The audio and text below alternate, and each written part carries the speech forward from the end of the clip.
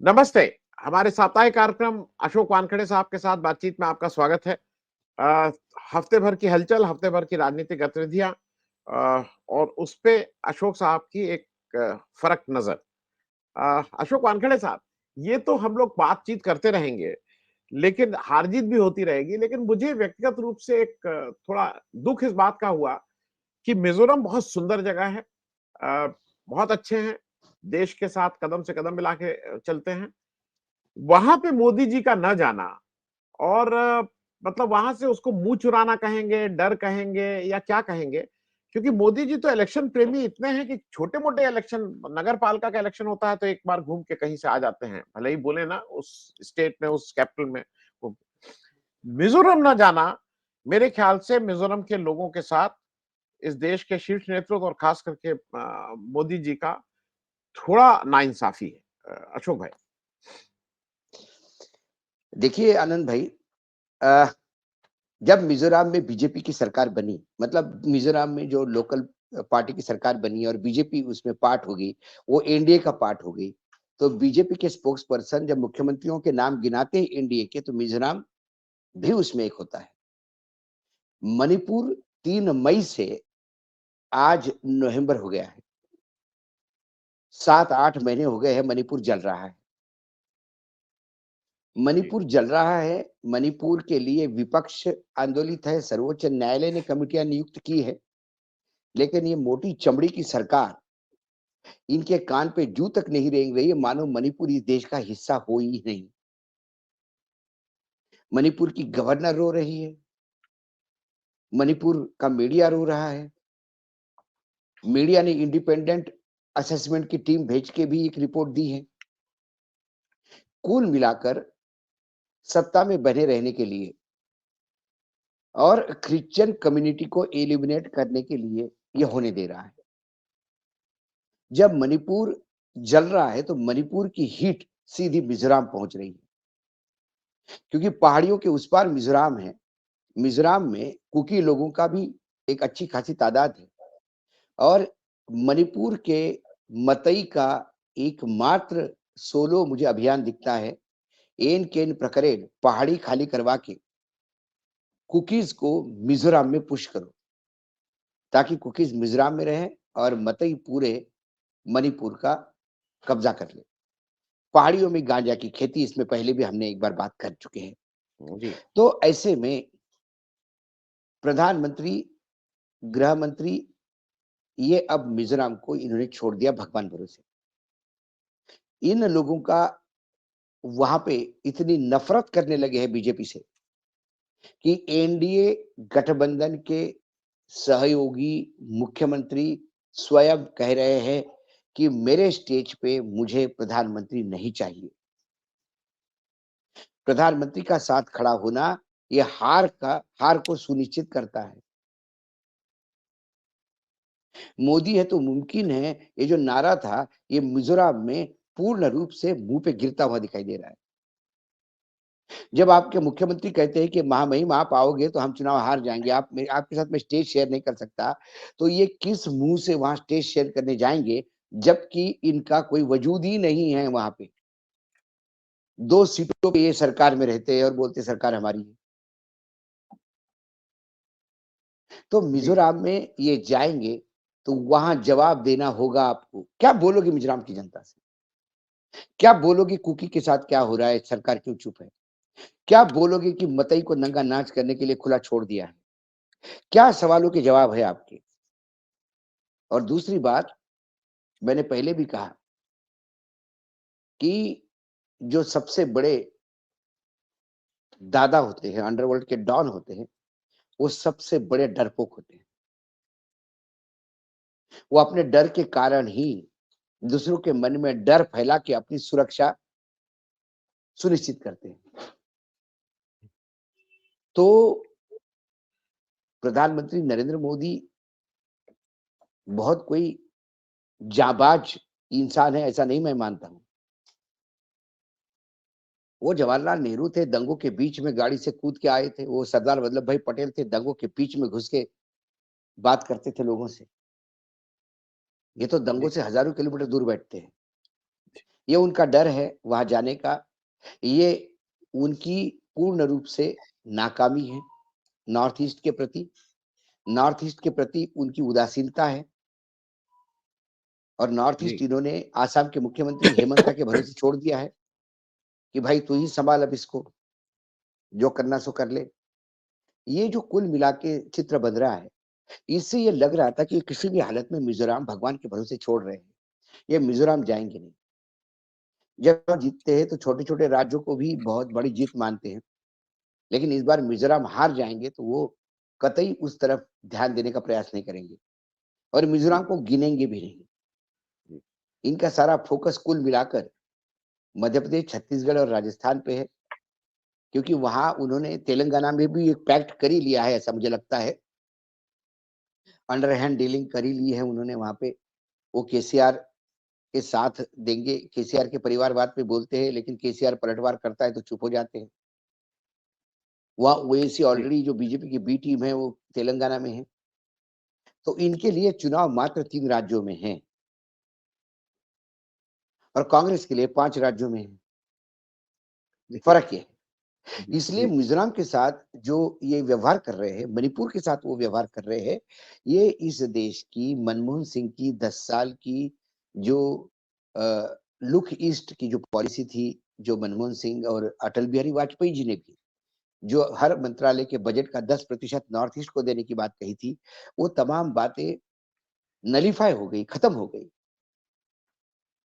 जी जी इनके तुगलकी फरमानों ने और इस तुगलकी सोच ने। ये देश का जी दुर्भाग्य है। सवाल मिजोरम के चुनाव का नहीं है, नहीं सवाल मणिपुर का नहीं है। सवाल मणिपुर को भगवान भरोसे छोड़ना, मिजोरम को भगवान भरोसे छोड़ना, ये सत्ता पक्ष के लिए कहाँ तक मुझे समझ में आता है। तमिलनाडु में इनका कोई वजूद नहीं, फिर भी जाते हैं तमिलनाडु में। जी जी कई राज्य है जहाँ इनको कोई नाम लेवा नहीं है, फिर भी वहां पहुंच जाते हैं। और मिजोरम में तो आपकी सरकार है भाई, एनडीए की गवर्नमेंट कहते हो, फिर क्यों नहीं गए? सवाल ये जी है। मैं अशोक भाई एक और जगह छत्तीसगढ़ में भी, मिजोरम में वोट पड़ गए, छत्तीसगढ़ में भी 20 सीटों पे वोट पड़े और प्रधानमंत्री ने पहली बार छत्तीसगढ़ में जाके, मुझे ये अजीब सा लगा, इलेक्शन के दौरान इलेक्शन रैली में अनाउंस किया कि अगले 5 साल तक इस देश में मुफ्त राशन वो देंगे। दो चीजें हैं, पहली चीज ये है कि मुफ्त राशन की बात नहीं है, राइट टू फूड जो है, वो राइट टू फूड सिक्योरिटी हमारा एक्ट है और वो हमें और आपको और किसी को भी हमारा हक है कि हमें खाना देना होगा सरकार इस स्टेट को।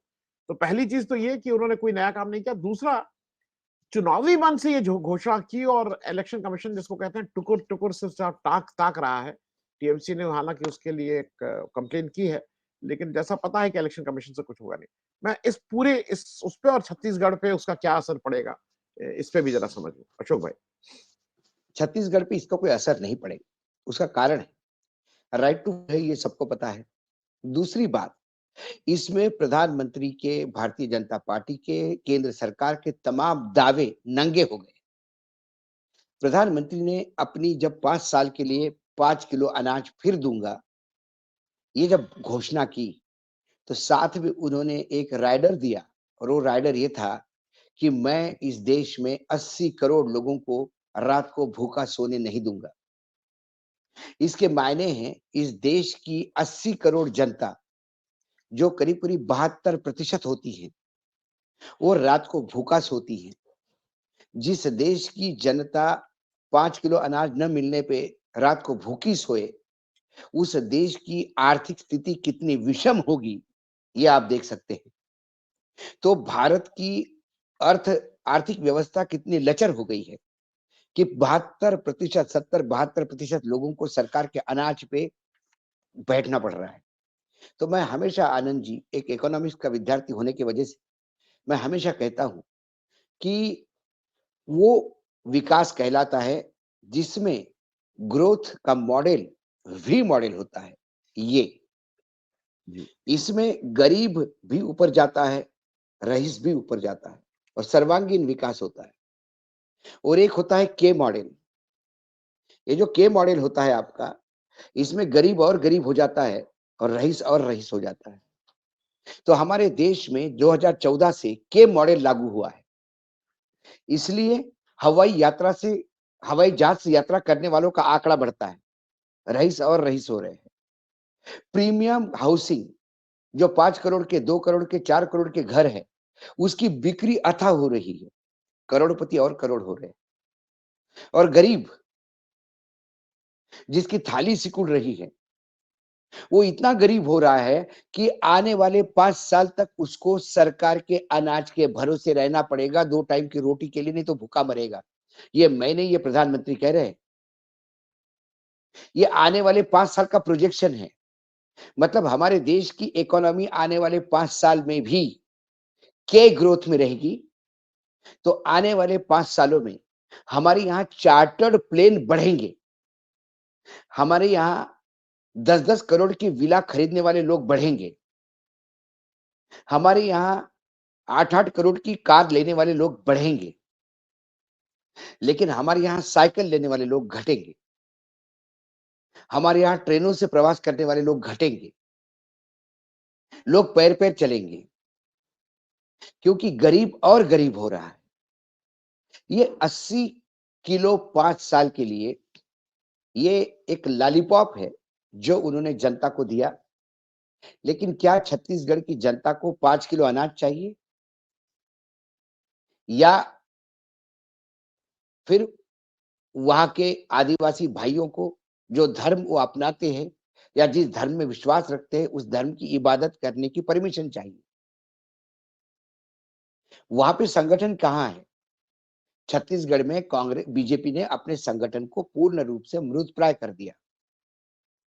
क्योंकि ये जो 2 गुजराती बैठे हैं केंद्र में, इन्होंने हमेशा आपके पास में परिक्रमा करने वाले, मतलब कई बार तो मुझे ताज्जुब लगता है, प्रधानमंत्री शायद वो बात कर लेते हैं जो उनको लगता है कि उन पे आरोप लगने वाले हैं। उन्होंने कहा कि कांग्रेस में परिक्रमा करने वाले लोगों को ही हमेशा तवज्जो दी है। तो नरेंद्र मोदी ने 2014 से आने के बाद क्या किया? येदियुरप्पा गणेश परिक्रमा कहीं नहीं थे, घर बिठा दिया। रमन सिंह परिक्रमा नहीं कर रहे थे, घर बिठा दिया। सुशील कुमार परिक्रमा नहीं कर रहे थे, घर बिठा दिया। वसुंधरा परिक्रमा नहीं कर रही थी, घर बिठा दिया। शिवराज का नाम तक लेने को तैयार नहीं, शिवराज मुख्यमंत्री होते हुए उसको प्रोजेक्ट नहीं कर रहे, उसको घर बिठा रहे हैं। गडकरी को घर बिठा दिया। आपने सोनोवाल को घर बिठा दिया। आपने झारखंड में दास बाबू को गवर्नर बना के घर बिठा दिया। आपने क्या किया? आपने गोपीनाथ मुंडे को, जो हुआ है, जिसकी हत्या हुई वो हुई है। उसके बाद एकनाथ खड़से जैसे महाराष्ट्र में कद्दावर नेता, उसको घर बिठा दिया। आपने पैराट्रूपर ऊपर से लाए। आपने वहां देवेंद्र फडणवीस को पैदा किया। आपने कहीं जगदीश खट्टर को पैदा किया। आपने कहीं धामी को पैदा किया। ये गणेश परिक्रमा करने वाले लोग नहीं तो क्या है? आपने जमीन पे जुड़े हुए उन कद्दावर नेताओं को, जो सुमित्रा महाजन 9-9 बार चुनाव जीती है और हर बार मार्जिन के साथ जीती है, उसको घर बिठा दिया। और आप ऊपर से 7 सांसद भेजते हो चुनाव लड़ने के लिए। ये वस्तुस्थिति है पार्टी की। कांग्रेस गणेश परिक्रमा इंदिरा गांधी के समय से शुरू हुई थी। इसीलिए कांग्रेस समाप्त हुई और कांग्रेस फिर से उठ रही है, क्योंकि अब जमीन से जुड़े लोगों को तवज्जो दी जा रही है। चाहे फिर बघेल हो, चाहे फिर दिग्विजय हो, चाहे फिर सिद्धरामैया हो, चाहे फिर मुख्यमंत्री हिमाचल प्रदेश के मुख्यमंत्री हो, वो गणेश परिक्रमा करने वाले लोगों में से नहीं है। तो कुल मिला के जो वो खुद कर रहे हैं वो दूसरे पे थोप रहे हैं। हास्यास्पद लगता है मुझे, कितना झूठ बोलेंगे लोग, कितना झूठ बोलेंगे। अभी चीफ इंफॉर्मेशन कमिश्नर सीआईसी का अपॉइंटमेंट हुआ, उसमें लीडर ऑफ अपोजिशन जो कमिटी में होता है उसको बुलाया ही नहीं गया। वो गुहार करते रहे कि भाई साहब मेरे को ये कर दो। उन्होंने ये तक कहा कि एक काम करो, मैं आपके रिकमेंडेशन पे इलेक्ट्रॉनिक सिग्नेचर करता हूं, डिजिटल सिग्नेचर करता हूं, मेरे पास कागज तो भेजो। इन्होंने कागज भेजने का तक सोचा नहीं। और फिर इन्होंने कल बात करते हुए कहा कि कांग्रेस दलित विरोधी है। एक दलित को चीफ इंफॉर्मेशन कमिश्नर मैं बनाने जा रहा था, उसका बहिष्कार किया। प्रधानमंत्री, जिम्मेदार व्यक्ति एक पद पे बैठा हुआ झूठ बोलता है। यदि ये बात है, तो फिर एक दलित महिला को राष्ट्रपति बनाने की गुहार जब कांग्रेस लगा रही थी और मीरा कुमारी को जब कांग्रेस ने उतारा था राष्ट्रपति पद के उम्मीदवार के लिए, या प्रतिभा पाटिल को जब उतारा था, या जब राष्ट्रपति पद के लिए उतारा था, तब आपने क्यों उस महिला का विरोध किया? जी, क्यों राष्ट्रपति नहीं बन पाई?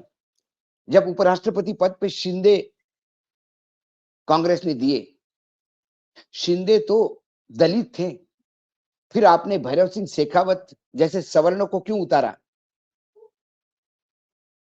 आपने क्यों दलित का अपमान किया? वो दलित का अपमान नहीं था, क्योंकि शेखावत बीजेपी के थे, वो कांग्रेस के थे। वो कांग्रेस वर्सेस बीजेपी की लड़ाई थी। वो दलित विरोधी सवर्ण नहीं था। कांग्रेस ने उसको दलित विरोधी सवर्ण कभी नहीं कहा। आप कहते हैं कि मैंने कोविंद को अध्यक्ष बनाया, तो देखिए कोविंद के खिलाफ इन्होंने उम्मीदवार उठाया क्योंकि वो दलित के खिलाफ है। मुर्मू के खिलाफ उम्मीदवार उतारा क्योंकि वो आदिवासी के खिलाफ है। तो आपने भी सुशील कुमार शिंदे के खिलाफ उतारा, तो फिर आप भी दलित विरोधी हैं। आपने मीरा कुमारी को भी राष्ट्रपति पद पे नहीं पहुंचने दिया, तो आप भी महिला विरोधी हैं। आपने प्रतिभा पाटिल के खिलाफ एक पुरुष उतारा, आप भी महिला विरोधी हैं और महिला शक्ति वंदन अधिनियम ला के अपने आप को महिमा मंडन करते हैं। ये आरोप कांग्रेस भी लगा सकती थी, वो लगाती नहीं, क्योंकि ये छिछोरे आरोप है, इसमें कोई तथ्य नहीं है। पर भाई दो गुट होते हैं और राजनीति में जब आमने सामने लड़ते हैं तो लड़ते ही हैं। ऐसे कई दलित नेता होंगे जो बीजेपी ने उतारे होंगे, कांग्रेस ने उनके खिलाफ विधायक उतारे होंगे, या ऐसे कई कांग्रेस के दलित विधायक होंगे, उनके खिलाफ बीजेपी ने विधायक उतारे होंगे। दलित है तो वॉकओवर तो कोई नहीं देगा, मुसलमान है तो वॉकओवर कोई नहीं देगा, तो आपने उसको दलित विरोधी कैसा कहा? कुल मिला के आनंद जी, यदि सीआईसी चीफ इंफॉर्मेशन कमिश्नर का जो अपॉइंटमेंट होने की जो कवायद चली अक्टूबर के आखिरी सप्ताह से लेके परसों तक, वो पूरी कवायद ही ऐसी थी कि जानबूझ के चौधरी को, मतलब leader of the house in Lok Sabha Congress के अधीर रंजन चौधरी को उस मीटिंग से दूर रखो और बाद में ये कहो कि ये दलित विरोधी है, इन्होंने बायकॉट किया। ये पूरा डिजाइन वैसा किया गया था। जी। उसको मैं पूछा गया कि आपकी सुविधा कब है, आप कब आ सकते हो मीटिंग में? उन्होंने कहा कि मैं 3 तारीख को बंगाल में हूं, मेरी एक अपॉइंटमेंट है, मेरी एक पहले से मीटिंग तय है, आप इसको 1 या 2 को करें। उसके बाद डीओपीटी उनको पत्र लिखता है कि नहीं, ये तो 3 तारीख को ही होगी 6 बजे। फिर अधीर रंजन चौधरी लिखते हैं उनको, एक काम करिए 3 बजे सुबह रखिए, ताकि 9 बजे मैं मीटिंग अटेंड करके चला जाऊं। वो कह उसके बाद तो उनको कोई रिप्लाई नहीं आता। जब उनको कुछ रिप्लाई नहीं आता तो वो लगातार डीओपीटी मिनिस्टर सिंह साहब से लगातार फोन पे 6-6 फोन करते हैं और ये कहते हैं कि आपने मुझे नामों की लिस्ट भेजी, आप मुझे अल्टीमेटली बताइए किसका सिलेक्शन हो गया, उस कागज पे मैं डिजिटल सिग्नेचर भेजता हूं, आप कर लीजिए। सरकार डिजिटल सिग्नेचर लेने को भी तैयार नहीं। सरकार ने उन्हें इन्फॉर्म नहीं किया, सीधा इनविटेशन कार्ड आया राष्ट्रपति भवन से कि चीफ इंफॉर्मेशन कमिश्नर का शपथ विधि के लिए आप आमंत्रित हैं। ये षड्यंत्र के तहत किसी को दलित, अरे जिस पार्टी का राष्ट्रीय अध्यक्ष दलित हो सकता है, वो दलित विरोधी कैसी हो सकती है? हाँ, ये जरूर इस बात का जवाब नहीं दे पाएंगे कि जहां राम राज्य चल रहा है, 35 साल से बीजेपी की सरकार है और 10 साल से डबल इंजन की सरकार है, उस गुजरात में गॉगल पहनने पे दलित क्यों पीटता है? तो दलित विरोधी कौन है? तो कुल मिला के ये जब बोलते हैं, ये एक झूठ का पुलिंदा लेके जाते हैं। राजनीति में आरोप प्रत्यारोप होते हैं, लेकिन आप किस पद पे बैठे हैं इसकी गरिमा भी होती है। उस गरिमा के अनुकूल आपको बोलना पड़ता है। अब तो देश के प्रधानमंत्री ने पब्लिकली एक्सेप्ट कर लिया कि मेरे देश की आर्थिक स्थिति इतनी बुरी है कि देश में 80 करोड़ लोग रात को भूखे सोते हैं। 2014 के पहले ये कभी नहीं हुआ कि देश में 80 करोड़ लोग भूखे सोते होंगे। ये 2014 के बाद हुआ, ये क्योंकि बात है, जी, 2014 के बाद ये सरकार सिर्फ उद्योगपतियों और करोड़पतियों के लिए काम कर रही है। इसलिए मैं बोलता हूँ कि ये जो ग्राफ है, ये के ग्राफ है, जी, वी जी, ग्राफ नहीं है। नहीं, और ये के ग्राफ जो है, ये भारत की आर्थिक दशा को एक ऐसे चक्रव्यूह में फंसा रही है, जिससे इस देश का क्या, विश्व का कोई भी अर्थतज्ञ बाहर नहीं निकाल पाएगा। जी, जी। मैं अशोक भाई एक और चीज़ दर्शकों को बता दूँ, ये जो सीआईसी के अपॉइंटमेंट का मामला था, इसमें जो पुराने सीआईसी वाईके सिन्हा साहब थे, उनका जन्म 4 अक्टूबर 1998 में हुआ था। ये पहले मतलब ये उनका जन्म हो चुका था, ये सबको पता है। ये कोई 30 अक्टूबर 2023 को नहीं पता लगा। उनका अपॉइंटमेंट एज सीआईसी 1 जनवरी 2019 को इसी सरकार ने किया था। तो वो 3 अक्टूबर 2023 को रिटायर हो रहे हैं, ये निश्चित था। ये कोई एकदम से नहीं पता लगा कि अरे ये तो अभी पैदा हो गए, अभी पैदा हो गए। तो ये पैदा आज से 65 साल पहले हो गए थे, ये सरकार को पता था कि 3। मैं ये बात इसलिए बता रहा हूं कि 10 इंफॉर्मेशन कमिश्नर और 1 सीआईसी होता है सेंट्रल में। इनके पास इन्होंने 3 अक्टूबर को करके वहां कुछ नहीं था, वहां 2 बच रहे थे इंफॉर्मेशन कमिश्नर। तो लोग सुप्रीम कोर्ट पिटीशन गई, वहां सुप्रीम कोर्ट ने डंडा लगाया कि भाई 30 अक्टूबर को कि आप इसको तुरंत करिए। और 30 अक्टूबर को जब तुरंत कर रहे थे तो आप 31 को भी, पहली को भी, दूसरी को भी, ये सब अवेलेबल थे। मैंने सिर्फ दर्शकों की जानकारी के लिए बता दिया। अब हम लोग आगे जरा चले चले। अशोक भाई एक अजीब सी चीज हुई। मुझे ये लगा कि लोग क्या मतलब, जैसे मैं ज्योतिरादित्य सिंधिया को पढ़ा लिखा, संस्कार वाला, थोड़ा मतलब ओपन माइंडेड मानता था। लेकिन एक होता है ना कि अगर आप ऐसी आपकी संगत हो कि वहां आप भी मूड हो जाते हैं। कल ज्योतिरादित्य जी ने एक अजीब सा वो दिया, उन्होंने बताया कि ग्वालियर संभाग का पिछले 55 साल की कांग्रेस की राजनीति में कोई डेवलपमेंट नहीं हुआ है, कोई विकास नहीं हुआ है। भाई अशोक जी, हम और आप भी अपने पिताजी को इस तरह से तो गाली नहीं देंगे। उन्होंने चाहे आपको 50 डंडे लगाए हो, बेत लगाया हो, क्या मतलब अपने बाप को गाली देते हुए मैंने पहली बार देखा राजनीतिक फायदे के लिए। तो मैं नहीं, इसमें भी नहीं, क्योंकि जो जी ये अपने ही बाप को नहीं, स्वयं को भी गाली दी उन्होंने। उन्होंने स्वयं भी कहा कि वो भी उस 55 साल में 10 साल वो जो वो भी थे। यूपीए के थे, उसमें वो भी मंत्री थे। उनके पिताजी के मृत्यु के बाद वो भी मंत्री बने। वो भी उस क्षेत्र का लगातार विकास कर रहे थे। जब उनकी वो दादी भी कांग्रेस में थे तो कांग्रेस की दो बार दादी भी थी उनकी। मैंने कहा कि भाई उन्होंने तो सभी का अपमान किया। भाई उन्होंने, उनकी बुआ वहां मंत्री है उस एरिया से, उसी संभाग से, जो इस बार चुनाव नहीं लड़ रही है। वो भी मंत्री रही है लगातार 15 साल। तो अपनी बुआ के मंत्रीकाल में उसने बता दिया कि मेरी बुआ महान नाकारा है, मेरे पिता तो किसी काम के थे ही नहीं, और मैं उनसे भी बड़ा नकारा हूं। मेरी दादी भी नाकारा है। जो पूरा ग्वालियर संभाग सिंधिया जी के हर चीज के लिए उनको सैल्यूट करता है, वो मेरे पूर्वज भी नाकारा थे, क्योंकि 55 साल से हमने कुछ नहीं किया। अब ऐसे नाकारा व्यक्ति, अब मैं बीजेपी में आया हूं, तो बीजेपी को वोट मत दो। मेरे जैसे नकारा लोग यदि इस पार्टी में है तो इस पार्टी का क्या होगा, शायद ये कहने का उनका आशय होगा। मैं एक सामान्य भाषा ज्ञान रखता हूं, उससे तो मुझे यही समझ में आया कि मेरे पिता नकारा, मेरी बुआ नकारी, मेरी दादी नकारी, मैं नकारा, किसी काम का नहीं, मूर्ख बेवकूफ हूं। हमने कोई काम नहीं किया, कोई विकास नहीं किया, सिर्फ हम सत्ता भोगते रहे। अब मैं बीजेपी में हूं, तो क्या आपको बीजेपी को वोट देना चाहिए? ये ज्योतिरादित्य का आशय होगा, क्योंकि वो भी वहां पे सफोगेट हो रहे हैं। भाजपा में तो चले गए, लेकिन जीवन भर फुल पैंट पहनी है वो जिस आदमी ने, अब वो हाफ पैंट पे सुबह उठ के शाखा नहीं ज्वाइन कर सकता। और जिसने हमेशा जनगण मन बोला हो, वो नमस्ते सदा वत्सले मातृभूमि ये नहीं बोल सकता। ये उसका प्रॉब्लम है। क्या करें? इसलिए मैं कहता हूं, जब राजनीतिज्ञ पार्टियां बदलते हैं तो विचारधारा इतनी जल्दी बदलती नहीं, और जो विचारधारा क्षण क्षण में बदली, वो इंसान साइकियाट्रिस्ट होता, मतलब साइको होता है। उसको जी, किसी साइकियाट्रिस्ट की जरूरत है कि भाई साहब मैं रोज विचारधारा बदलता हूँ।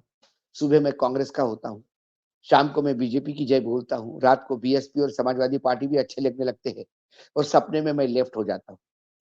तो डॉक्टर के पास जाना चाहिए ऐसे लोगों को। विचारधारा ये आपने किसी साथ 5-10 साल रखी। हाँ, एक हो सकता है, नेतृत्व से आपका डिफरेंस हो सकता है, विचारधारा वही रहती है। आपका नेतृत्व से डिफरेंस हो गया, आप अलग गए, लेकिन आप विचारधारा को नहीं त्याग सकते।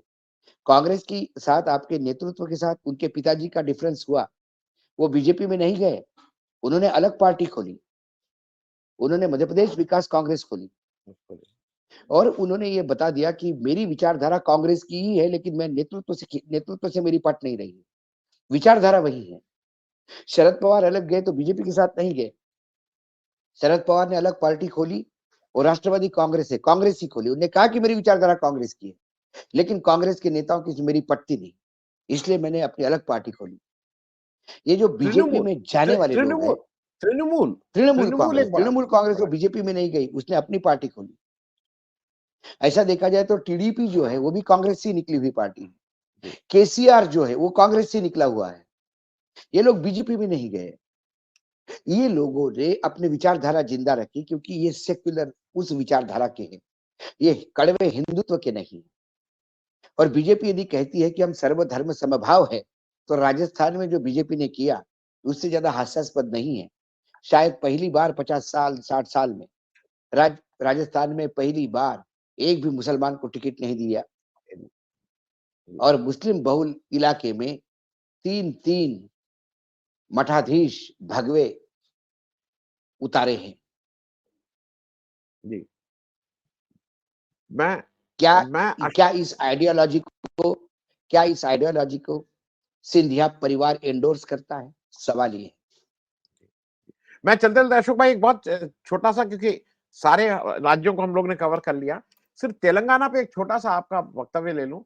तेलंगाना में एक चीज़ जो हम लोग जो बार-बार कहा जाता है कि भई एआईएमआईएम जो है बी पार्टी है, बीजेपी की बी टीम है, उसका कुछ प्रूफ भी मिला। एआईएमआईएम जो 7 सीटें पिछले 40-45 साल से 7 एमएलए की सीट लड़ती थी और नहीं लड़ती थी, वो उसी सीटों पे लड़ती थी, जीत के आ जाती। पहली बार अजहरुद्दीन के अगेंस्ट एआईएमआईएम ने वहां पे कैंडिडेट उतार दिया है।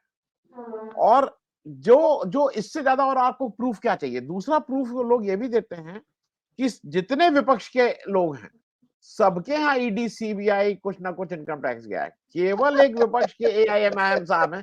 ये तो लिटमस टेस्ट होता है ना, तो लिटमस टेस्ट की तरह उनके यहाँ उनको कोई दिक्कत नहीं है। तो ये मिली मुझे जुली लगता है कुश्ती कि है। मुझे लगता है कि आनंद जी, आपने जो लिटमस टेस्ट की बात की, वही सब कुछ है, वही सब कुछ बयां जी, करता है। ऐसा नहीं कि उनके ऊपर आरोप नहीं है। पूरे हैदराबाद में आप घूम के देखेंगे तो उनके परिवार के ऊपर, उनके सालों के ऊपर बहुत आरोप लगे हुए हैं। पूरे ग्रुप पे बहुत आरोप है, लेकिन वहां नहीं पहुंचेगी ईडी, क्योंकि वो अपनी ही बी टीम है, तो कहां से पहुंचेगी?